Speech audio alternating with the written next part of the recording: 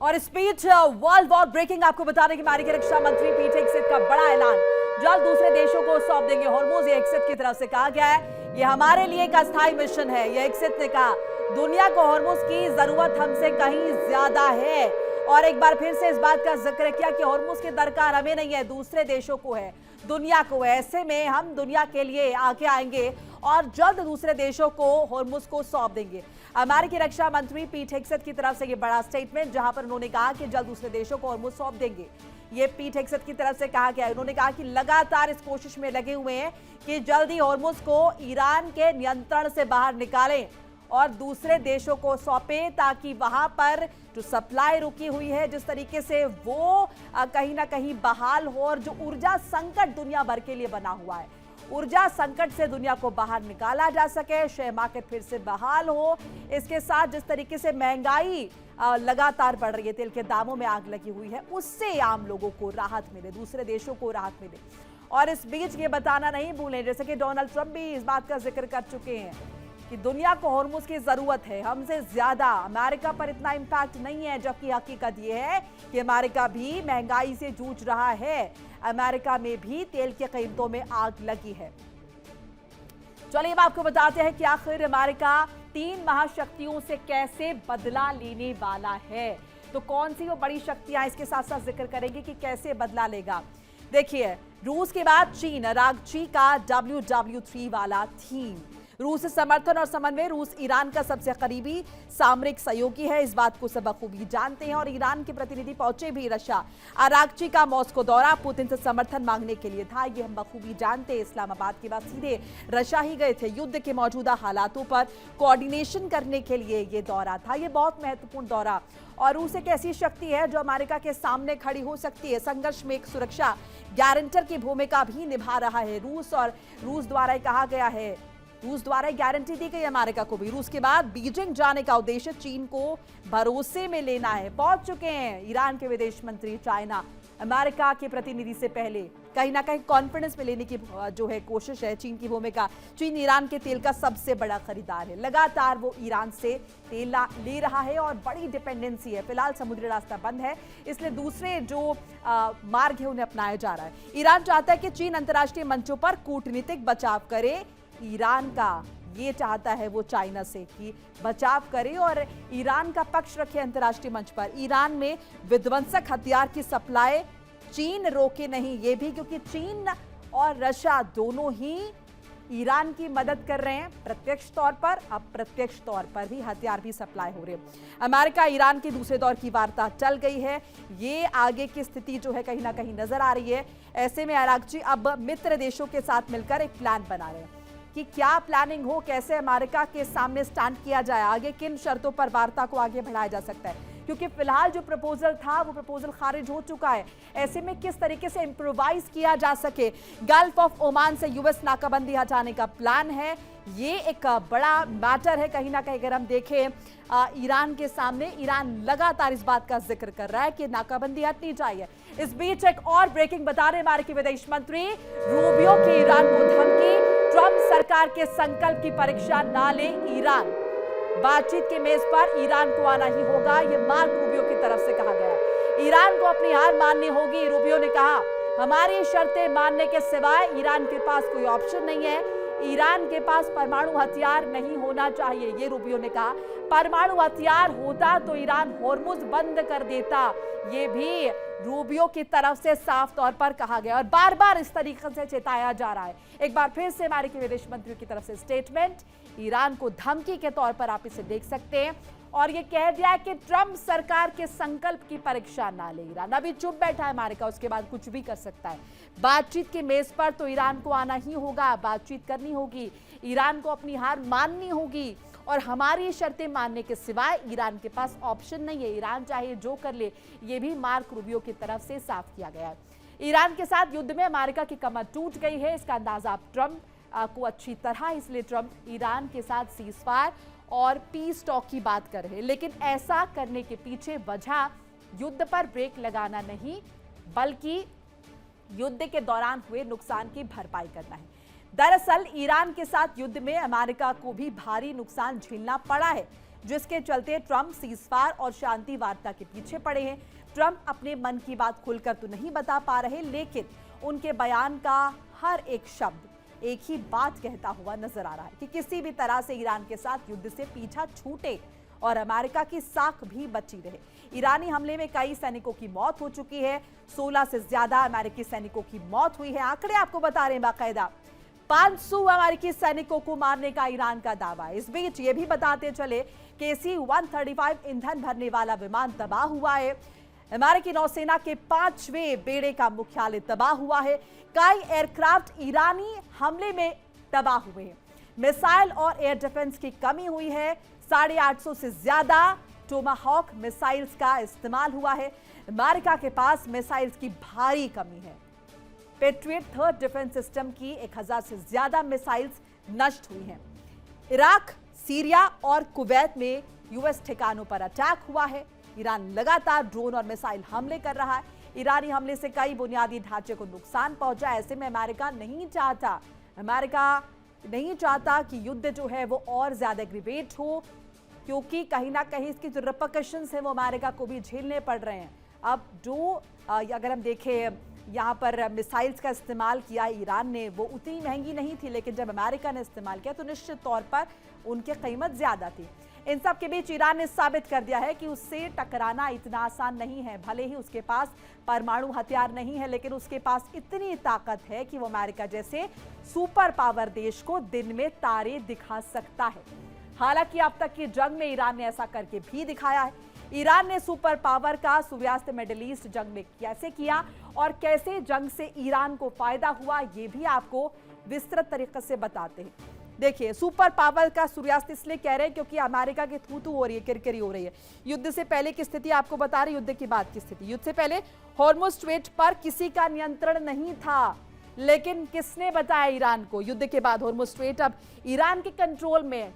All credit goes to Donald Trump. युद्ध से पहले गल्फ ऑफ ओमान से पहले कोई रोक नहीं सकता था, लेकिन युद्ध के बाद अब गल्फ ऑफ ओमान में अमेरिकी नाकाबंदी लग गई है। Credit goes to America. युद्ध से पहले ईरान के तेल पर प्रतिबंध थे, युद्ध के बाद ईरान के तेल पर कोई प्रतिबंध नहीं है। कौन इसका जिम्मेदार? युद्ध से पहले ईरान परमाणु हथियार नहीं बना रहा था, युद्ध के बाद ईरान परमाणु हथियार बनाएगा क्योंकि उसे यकीन है कि उस पर फिर अटैक हो सकता है। ऐसे में खुद को सशक्त करना है। खाड़ी में अमेरिकी ठिकाने पहले संपत्ति थे, युद्ध के बाद ईरान हमले से अमेरिका के ठिकाने बोझ बन गए मिडिल ईस्ट के देशों पर कहीं ना कहीं। युद्ध से पहले क्वाड और नेटो सहयोगी थे, युद्ध के बाद ये अनबन साफ तौर पर नजर आ रही है, प्रत्यक्ष तौर पर नजर आ रही है। युद्ध से पहले दुनिया भर में महंगाई पहले घट रही थी, लेकिन अभी की जरा स्थिति देखिए क्या हाल है। दुनिया भर में महंगाई से लोग परेशान हैं, क्योंकि कहीं ना कहीं ऊर्जा क्षेत्र पर प्रभाव पड़ा है। और ऐसे में ये जो स्थिति है सीधे तौर पर नजर आ रही है कि यहां पर अब जो है महंगाई बढ़ती नजर आ रही है, और खुद अमेरिका इससे अछूता नहीं है। अमेरिका के साथ जंग में ईरान नई शक्ति बनकर उभरा है। अमेरिका के साथ युद्ध में ईरान ने न सिर्फ अमेरिका का भ्रम तोड़ दिया, बल्कि दुनिया के सामने अपने शक्तिशाली होने का उदाहरण भी पेश किया है। इसमें कोई शक नहीं कि मिडिल ईस्ट जंग में ईरान कैसे हीरो बनकर उभरा है दुनिया के सामने। ये भी आपको बताएंगे कि कैसे ईरान को अमेरिका ने ये बताया कि ईरान क्या कर सकता है अगर वो अमेरिका जैसी सुपर पावर से टकरा सकता है। जंग के बीच ईरान प्रतिरोध की मिसाइल बनकर उभरा है। घायल ईरान हीरो कैसे बना है वो आपको बता रहे ग्राफिक्स के जरिए बाकायदा। सस्ते ड्रोन्स मिसाइल से अमेरिका बेस समेत 12 देशों को दहला दिया है ईरान ने। ऐसे में निश्चित तौर पर यह कॉन्फिडेंस ईरान के अंदर आया है। इजराइल के शहरों, यूएस बेस खाड़ी देशों के तेल सुविधाओं पर हमले किए हैं ईरान ने, और भले ही उसने सस्ते मिसाइल्स का इस्तेमाल किया। हॉर्मुज़ बंद करने से वैश्विक तेल की कीमतें $100 से $120 प्रति बैरल तक पहुंची है।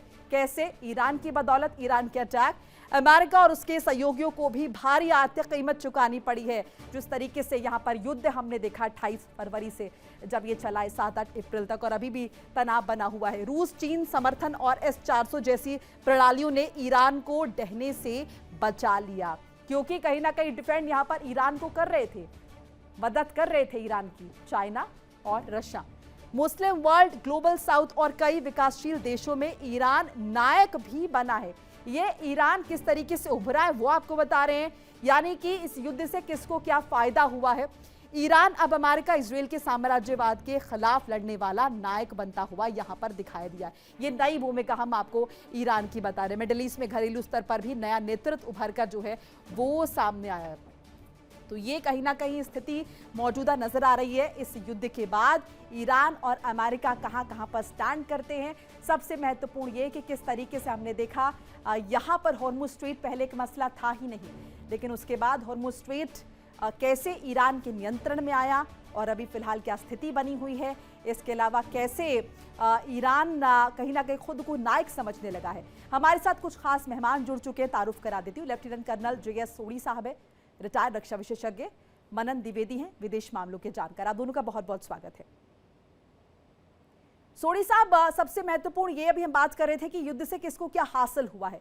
क्या आप भी मानते हैं मौजूदा वक्त में इस युद्ध के बाद ईरान कहीं ना कहीं पहले से ज्यादा सशक्त हुआ है? भले ही आर्थिक तौर पर बहुत बड़ा नुकसान झेलना पड़ा है, लेकिन ईरान को यह समझ आया है कि उसने लोहा किससे लिया है, अपने आप को सुपर पावर कहने वाले अमेरिका से। ऐसे में एक नई शक्ति के तौर पर ईरान खुद को सामने लेकर आया। जय हिंद जी, ये मेरा सौभाग्य कि मैं आपके न्यूज चैनल पे और विख्यात को पैनलिस्ट के साथ हूं। युद्ध में एक ही पक्ष जीतता है और दूसरा पक्ष हारता है। युद्ध में कोई जॉइंट विनर नहीं होते, कोई जॉइंट रनर अप नहीं होता है। इस युद्ध में अमेरिका के और इजराइल के जो भी सैनिक लक्ष्य थे, जो 5 बड़े लक्ष्य थे, उसमें से एक ही लक्ष्य पूरा हुआ कि वहां की टॉप लीडरशिप को मारना। लेकिन थोड़े ही दिनों में खामेनी के बेटे ने वहां पे सुप्रीम लीडर बन गए, तो उसका भी कोई प्रभाव नहीं पड़ा। ईरान का एक ही सैनिक लक्ष्य था जब उस पर युद्ध छेड़ा गया 28 फरवरी को, और वो था कि उसने अपने देश में सत्ता परिवर्तन नहीं होने देना है। जब ये युद्ध विराम हुआ 8 अप्रैल सुबेरे 2 बजे ईरान समय पे, अमेरिका और इजराइल का कोई भी सैनिक लक्ष्य पूरा नहीं हुआ था, लेकिन ईरान ने अपने देश में सत्ता परिवर्तन नहीं होने दिया। अमेरिका की झुकाव वाले इंसान को वहां का राष्ट्रपति या सुप्रीम लीडर नहीं बनने दिया। तो सीधे तरीके से जीत ईरान की हुई, और ये अमेरिका और इजराइल के लिए ये बहुत शर्मनाक बात है। साहब, आपने जिस बात का जिक्र किया कि एक अचीवमेंट जो यहाँ पर हुआ है अमेरिका का, वो ये कि उनकी टॉप लीडरशिप का खात्मा, लेकिन उससे भी सोढ़ी साहब फायदा क्या हुआ है? मनन द्विवेदी जी, आपको लगता है कि जिस मंशा के साथ यहाँ पर आयतुल्लाह अली खामनेई को मौत के घाट अमेरिका ने उतारा है, उससे कुछ खास फायदा हुआ है? क्योंकि अभी भी ईरान तो अगर हम देखें वो ताबड़तोड़ अटैक कर रहा है, वो कंट्रोल में कहाँ रहा है अमेरिका के? आपकी बात बिल्कुल सही, और आपने जो रपट बताई हमको, उससे भी मैं काफी हद तक एग्री करता हूं।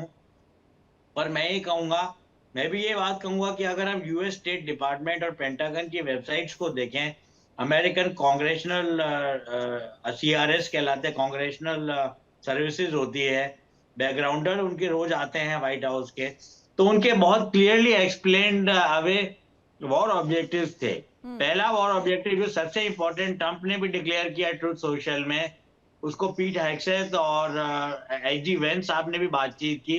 बड़ी पुरानी बात बता रहा हूं, पर बात सत्य है। Regime change practically speaking Iran में नहीं हो पाया है, क्योंकि उनके जो सेकेंड इन कमांड ने वहां पर आयतुल्लाह खुमैनी के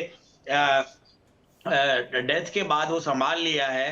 और एक तरीके से और भी मिलिट्री ऑब्जेक्टिव्स ये थे कि ईरान की जो किल पोटेंशियल है, उसकी जो ड्रोन्स की, मिसाइल्स की, सस्ते जो मिसाइल हैं, उनको खात्मा करने की जो एफर्ट था अमेरिका और इजराइल का, वो भी पूरी तरीके से संभव नहीं हो पाया है। और जिस इंप्यूनिटी के साथ ईरान UAE पे कल उन्होंने मिसाइल फेंके, 15 मिसाइल फेंके, और जिस प्रकार से GCC में हड़कंप मच गया है, मतलब गल्फ कॉपरेशन काउंसिल में, तो उन बातों को देखते हुए लगता है कि अमेरिका जो करने निकला था ऑपरेशन एपिक फ्यूरी के थ्रू, वो पूरा नहीं कर पाया है। पर यहाँ पर मैं एक बात बोलूंगा, इंटरनेशनल लॉ के प्रणेता, फाउंडिंग फादर माने जाते हैं ह्यूगो ग्रोशियस, उन्होंने एक बात बोली है कि जब कोई अट्रूस होता है, आर्मिस्टाइज होता है या सीजफायर होता है, तो जो वॉर है, युद्ध है, वो एक तरीके से सोया हुआ युद्ध है और युद्ध विराम नहीं हुआ है। तो ऐसी ही फ्लूइड सिचुएशन अभी भी ईरान और अमेरिका के बीच में बनी हुई है। और भले ही पीट हेगसेथ और जो स्टेटमेंट आ रहे हैं हाँ। व्हाइट हाउस से कि अमेरिका युद्ध नहीं चाहता है, पर मुझे लगता है कि अंतर्राष्ट्रीय विधि को बिल्कुल दरकिनार करते हुए, बिल्कुल इग्नोर करते हुए अमेरिका और इजराइल सेकंड फेज में फिर ईरान के ऊपर आक्रमण करेंगे। और जहां तक नायक की बात है, ये युद्ध ही इसलिए लड़ा गया कि सऊदी अरेबिया नायक बने टेररिस्ट ग्रुप्स का या फंडामेंटलिस्ट ग्रुप्स का, या ईरान बने। तो मुझे नहीं लगता कि हम ईरान नायक बन के या एक तरीके का सुपर हीरो बन के उभरा है।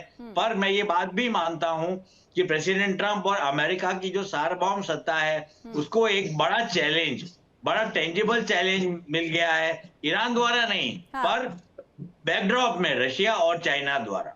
बिल्कुल। सोडी साहब, इस बात से आप भी इत्तेफाक रखते होंगे कि अमेरिका की अब वो इमेज नहीं है, कहीं ना कहीं डेंट बड़ा पड़ा है अमेरिका की इमेज को। स्पेसिफिकली डोनाल्ड ट्रंप की अगर इमेज की बात करें तो उन्होंने यहाँ पे डेंट दिया है अमेरिका की छवि को, जिस तरीके से उन्होंने डिसीजन मेकिंग की है और जिस तरीके से इजराइल और ईरान के युद्ध में वो कूद पड़े हैं और इतने बड़े पैमाने पर नुकसान, और उसके बाद जो हॉर्मुज़ स्ट्रेट की आज की तारीख में स्थिति है।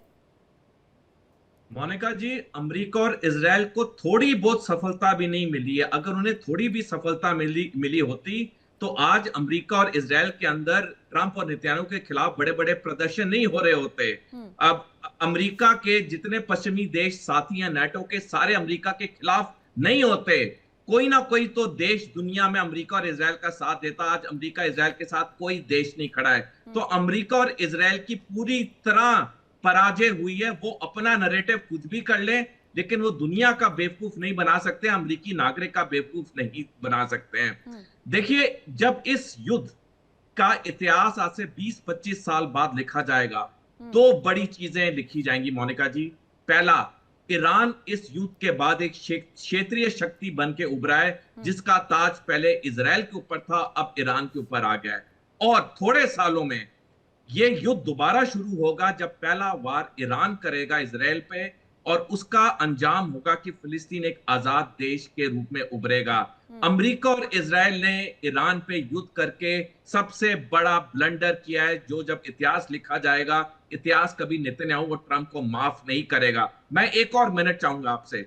25 मार्च को न्यूयॉर्क टाइम्स में खबर छपी कि मिडिल ईस्ट में जितने 13 सैनिक अड्डे अमेरिका के, उसे पूरी तरह ईरान ने बर्बाद कर दिया, और उसमें जो 40,000 अमेरिकी सैनिक थे, वो या किराए के घरों से या होटलों से वर्क फ्रॉम होम कर रहे हैं। कितने शर्म की बात है, महाशक्ति के सेना के सैनिक वर्क फ्रॉम होम कर रहे हैं। देखिए इंडिया डेली 24/7 अब आपकी स्मार्ट टीवी पर। इंडिया डेली मौजूद है सभी डिजिटल प्लेटफॉर्म पर लाइव और लगातार। इंडिया डेली 24/7 हर दिन राष्ट्र को समर्पित।